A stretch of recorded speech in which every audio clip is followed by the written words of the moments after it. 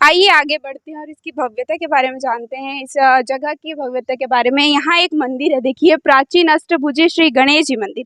आइए अंदर जाते हैं और देखते हैं। देखिए, देखिए कितना सुंदर है ये मंदिर। देखिए गणेश, हमारे गणेश जी यहाँ विराजित हैं। एक जो मूर्ति रखी हुई है वो पत्थर की प्रतीत होती है और एक है जो बनाया गया है। आप देख ही सकते हैं इसकी भव्यता को।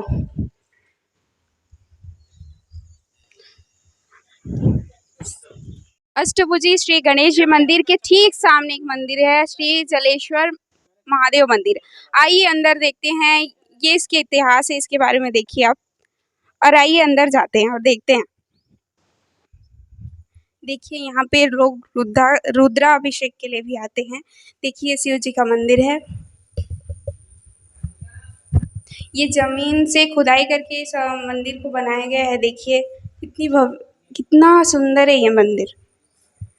आज श्रावण का पहला दिन है तो देखिए कुछ लोग यहाँ पे आके पूजा अर्चना भी किए हैं, फूल पत्ते भी हैं। यहाँ बहुत सारे पंडित भी हैं जो इसकी पूजा अर्चना करते हैं। तो फिर आगे बढ़ते हैं। हम आगे बढ़ेंगे तो शिव मंदिर, जैसा हमने महादेव जी का मंदिर दिखा है, उसके ठीक पीछे ये मटकू द्वीप जो है उसका सबूत है। जी हाँ, यहाँ जो आप देख ही सकते हैं, यहाँ पे इसको जमीन से खोद करके निकाला गया है। अब देखिए कितनी बारीकियां हैं इसमें। मैं आपको दिखाना चाहूंगी, मैं अपने कैमरामैन को बोलूंगी कि वो पूरा कवर करके दिखाएं।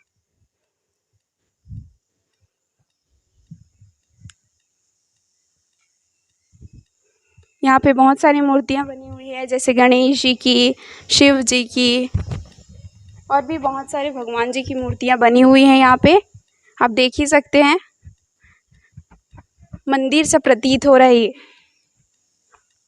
आप देख सकते हैं यहाँ पे अलग अलग जैसे बोला जाए तो अलग अलग मंदिर टाइप का बना हुआ है। देखिए यहाँ पे दो भगवान की जोड़ी है यहाँ पे, आप देख सकते हैं। आप आगे बढ़ेंगे, कुंड जैसा प्रतीत हो रहा है ये हमारे महादेव जी का शिवलिंग है, आप देख सकते हैं। और भी देखिए, आइए हम यहाँ के महाराज जी से बात करते हैं। आपने जैसे कि आपने देखा, इसके बारे में कुछ और जानकारियाँ इनसे प्राप्त करते हैं। यहाँ के महाराज जी हैं हमारे महाराज जी राम रूप जी। आइए उनसे बात करते हैं। नमस्कार सर। जय सीताराम। सर, आप इस मंदिर के बारे में थोड़ा हमारे दर्शकों को बताइए। यहाँ पर आपने देखा होगा 18 मंदिरों का पूरा संकुल है, 18 मंदिरों की श्रृंखला है। इन मंदिरों में विशेष प्रकार की मूर्तियाँ हैं। 18 में से 12 मंदिरों में स्मार्ट लिंग की मूर्ति है। स्मार्ट लिंग कैसा होता है तो आपके कैमरामैन इसको दिखा भी सकते हैं। जिसमें एक जो साधारण जो शिवलिंग होता है, एक जलहरी के ऊपर एक शिवलिंग होता है, एक योनिपीठ के ऊपर एक शिवलिंग होता है। लेकिन स्मार्ट लिंग जो है 4 तरफ शिवलिंग है और बीच में योनिपीठ है। मतलब वो कुंड टाइप का दिख रहा है वैसे। हाँ, तो देखने में वैसे लग रहा है। हाँ हाँ। एग्जैक्ट तो क्या वो जो हमारे सनातन धर्म में किसी भी पूजा अनुष्ठान में 5 देवताओं की पूजा से हमारा अनुष्ठान प्रारंभ होता है।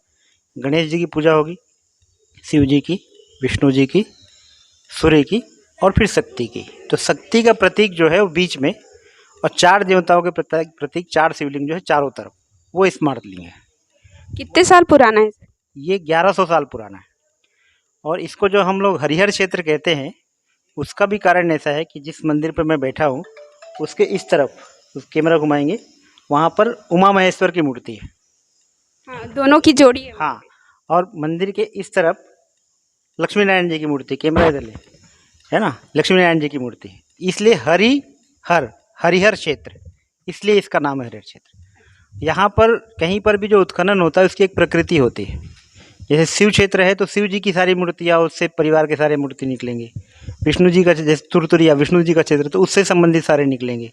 तालाब शिव जी का क्षेत्र है तो उससे संबंधित, मल्हार देवी का स्थान है तो देवी से संबंधित। लेकिन यहाँ पर शिव जी से संबंधित भी है मूर्तियाँ, विष्णु जी की मूर्ति है, गणेश जी भी है, गणेश जी की मूर्ति निकली, चौखट पर सूर्य की मूर्ति। और ये जो चौथे नंबर का जो मंदिर है उसके पीछे महिषासुर मर्दिनी की मूर्ति। मैंने जो 5 देवता मैंने जो बताए वो सब कुछ की मूर्ति यहाँ पर है। इसलिए इसको विशेष रूप से ये और यूनिक और कहीं पर मिला नहीं। पुरातत्व विभाग का कहना है कि स्मार्ट लिंग भी स्मार्ट लिंक जो मैंने बताया वो स्मार्ट लिंक और कहीं इतनी लार्ज क्वांटिटी में एक स्थान पर कहीं मिले नहीं, सिर्फ यही है। वो यही है। मैंने ऑल ओवर वर्ल्ड कहीं पर आपको स्मार्ट लिंक के दर्शन करना प्राचीन, तो आपको यहीं आना पड़ेगा, ये पुरातत्व विभाग का कहना है। हाँ जी, और कुछ ऐसा सर जो दर्शकों को नहीं पता है, हमारे दर्शकों को बताना चाहेंगे आप? ये तो मैंने कहा एक स्मार्ट लिंक देखने लायक है। दूसरा कि जो मटकू द्वीप है, मटकू द्वीप अपने आप में छत्तीसगढ़ के लिए गौरव का विषय ये है कि पूरे विश्व का दूसरा सबसे बड़ा रिवर आइलैंड, नदी के बीच का द्वीप, वो भारत में है, आसाम में। उसको माजोली बोलते हैं। माजोली सबसे बड़ा द्वीप है भारत का। भारत का दूसरे नंबर का सबसे बड़ा रिवर आइलैंड, नदी का द्वीप, वो हमारे मटकू द्वीप है, मैंने सेकेंड नंबर का। तो ये हमारे लिए गौरव का विषय है। सभी ओर से पानी से घिरा, सब तरफ से पानी से घिरा, शिवनाथ नदी के बीच बीच की धारा में है, और रिवर आइलैंड की दृष्टि से भारत का दूसरे नंबर का। तो सर जैसे अभी श्रावण चल रहा है, अभी बहुत बारिश होगी, तो इसमें मतलब यहाँ पानी आने की संभावना है ऐसे कुछ? आप अभी नाव से आए? हाँ, हम तो अभी नाव से आए है ना। तो ये 4 महीने के लिए द्वीप क्लोज हो गया, बंद हो गया। जिसको भी आना है नाव से आएगा, माने उसके लिए कोई दूसरा मार्ग नहीं है, जल मार्ग से ही आना पड़ेगा। तो और जल यहाँ पे घुसने कभी के कभी कभी ऐसा होता है, अभी आप 3 साल पहले यहाँ पर इतना पानी हो गया था कि रेस्क्यू करके हमको बाहर लेके गए। ये नदी जहाँ पे हम लोग बैठे हैं ना, इसके ऊपर जो आपका दिख रहा है, इसके ऊपर 6 फीट पानी था, है ना। ये पूरा डूबा हुआ था। तो ऐसे कभी कभी होता, पूरा द्वीप डूब जाता है। तो 3 साल पहले ऐसा हुआ था, है ना। तो वो है, क्योंकि प्रकृति, ये जो जिस मंदिरों में हम लोग बैठे हैं, ये कभी कभी ऐसा कोई फ्लड आया होगा तभी ये नीचे दब गए, यानी बाढ़ में दब गया। तो इसलिए उत्खनन इसको खोद करके निकाला गया। हाँ। तो ये क्योंकि नदी के बीच की प्राकृतिक धरातल ही ऐसी है कि यहाँ कुछ ना कुछ हो सकता है, इसलिए यहाँ पर कोई नगर बस्ती कुछ नहीं है। मेरी छोटी सी कुटिया है और मंदिर के पुजारी जी का घर, बस इतना, बाकी कुछ नहीं। हमको भी नमक भी लेना है तो नदी के उस पार ही जाना पड़ेगा। चलिए, धन्यवाद सर। जैसे कि सर ने बताया कि ये पुरातत्व विभाग से भी ऐसे जानकारी मिला है कि ये जो मटकू द्वीप है वो विश्व का, मतलब विश्व नहीं, भारत का दूसरा द्वीप में गिना जाता है। आप देख ही सकते हैं कितना विशालकाय है ये, और इसे खोद करके निकाला गया है। और मैं आपसे भी बोलूँगी, आपसे भी निवेदन करूँगी कि एक बार मटकू द्वीप जरूर आइएगा, और आगे देखते हैं, और बहुत सारी और भी मंदिर हैं, उसके बारे में आप जानते हैं। मांडक ऋषि की प्रतिमा के पास बैठे हुए हैं। महाराज जी, मांडक ऋषि की प्रतिमा के बारे में कुछ बताइए। ये द्वीप जो है, मटकू द्वीप के बारे में जाना जाता है, मटकू द्वीप के नाम से जाना जाता है। तो मटकू द्वीप नाम इसका मांडुक्य ऋषि के नाम से पड़ा है। मांडुक्य ऋषि की तपस्थली है, और मांडुक्य ऋषि वेद काल के ऋषि हैं। जो हमारे उपनिषद है, मांडुक्य उपनिषद, उसके रचयिता थे। तो मांडुक्य द्वीप ऐसा नाम था, तो मांडुक्य कहते कहते अपभ्रंश होकर के इसका नाम मटकू द्वीप हो गया, मांडुक्य से मटकू हो गया। तो इनके नाम पर इस द्वीप का नाम है। श्रीमद् भागवत कथा में इनका एक चरित्र आता है कि किसी राजा के यहाँ कोई चोरी हो गई, चोर भागा, पीछे पीछे पुलिस आई, तो चोर ने अपना सामान जो है इनके आश्रम में फेंक कर चले गए। पुलिस को लगा कि ये चोर हैं, उनको उठा के ले गए। जज ने उनको सज़ा सुना दी कि इनको सूली पे टांग दिया जाए। महाराज जी रात भर सूली पे टंगे रहे। सुबह वहाँ का महाराजा सुबह घूमने के लिए निकला, देखा महाराज जी टंगे, तो नीचे उतारा, क्षमा मांगी। बोले तुम क्यों क्षमा मांग रहे हो, आपकी तो गलती नहीं है। बोले महाराज जज की गलती है। बोले जज ने तो जो सबूत और गवाह मिले उसके अनुसार सज़ा सुना दी। महाराज पुलिस की गलती, गलत आदमी को पकड़ लाए। बोले पुलिस ने तो अपना काम किया, जहाँ माल बरामद हुआ वो चोर। बोले महाराज हम चोर को पकड़ेंगे, उसको सज़ा देंगे। बोले राजन आपके राज्य में चोरों की सज़ा क्या है? तो बोले हम तो सूली पे ही टांगते हैं महाराज, ना रहेगा बाँस ना बजेगी बाँसुरी। बोले राजन इसका मतलब ये हुआ, चोर ने जो काम किया उसको पता था कि मुझे सूली में टांग दिया जाएगा, तो मरने से बचने के लिए उसने सामान हमारे यहाँ छोड़ के गया। उससे मेरी कोई दुश्मनी तो थी नहीं। वर्तमान में इसको अंग्रेजी में हम सेल्फ डिफेंस कहते हैं। आत्मरक्षा के लिए यदि कोई काम किया जाए तो उसको अपराध नहीं माना जाता, मतलब चोर की भी गलती नहीं है। तो राजा साहब हंसे, उन्होंने कहा कि महाराज मेरी गलती नहीं है, जज की गलती नहीं है, पुलिस की गलती नहीं, चोर की गलती नहीं, तो आपकी ऐसी कौन सी गलती थी जो रात भर आप सूली पे टंगे रहे? बोले हाँ हमको पता करना है। ये यमराज के पास चले गए। यमराज को कहा कि बताओ भाई हमारी क्या गलती है। यमराज ने कहा महाराज आप तो महात्मा है, आपसे कोई गलती हो नहीं सकती, लेकिन इस जीवन से 10 जन्म पहले आप बहुत छोटे बालक थे, तो पतंगे को आप सूल चुभा रहे थे, कांटा चुभा रहे थे। उस कर्म का परिणाम आपको भोगना पड़ा। बोले वाह, बहुत अच्छा आपका न्याय व्यवस्था। तो जब हमको सज़ा मिली तो जिसको न्याय मिला वो तो बहुत खुश हो रहा होगा, आज बहुत आनंद कर रहा होगा। महाराज, पतंगे का जीवन होता कितना है, वो तो 2 घंटे में ख़त्म हो गया।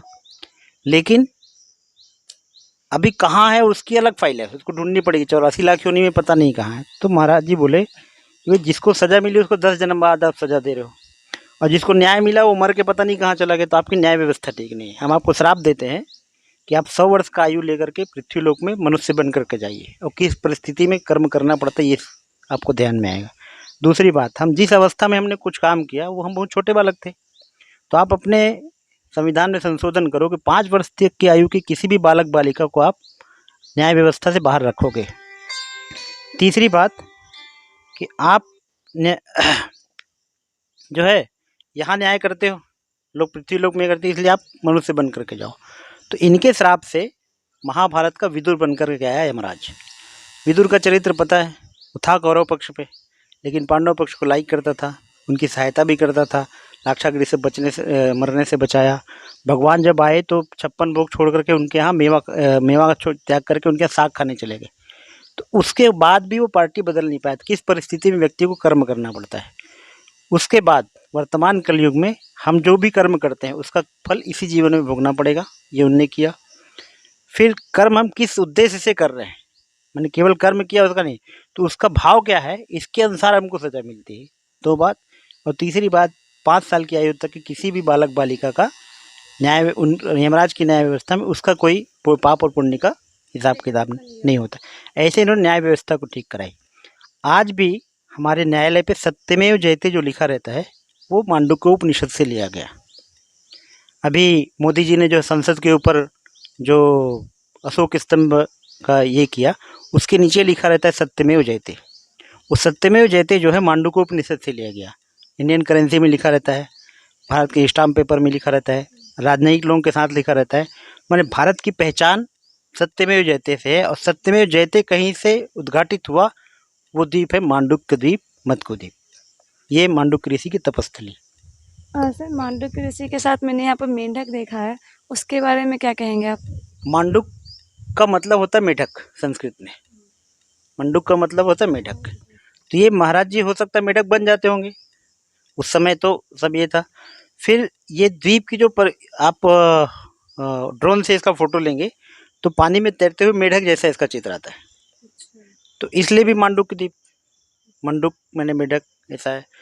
और महात्मा जी के बारे में मांडुक इसलिए भी है कि जल और थल दोनों में समान रह सकते थे। मेढक ही ऐसा है जो जल थल में दोनों में समान रह सकता था, इसलिए उनके नाम के साथ वो मंडुक जुड़ा हुआ है, और मेढक उनका प्रतीक है।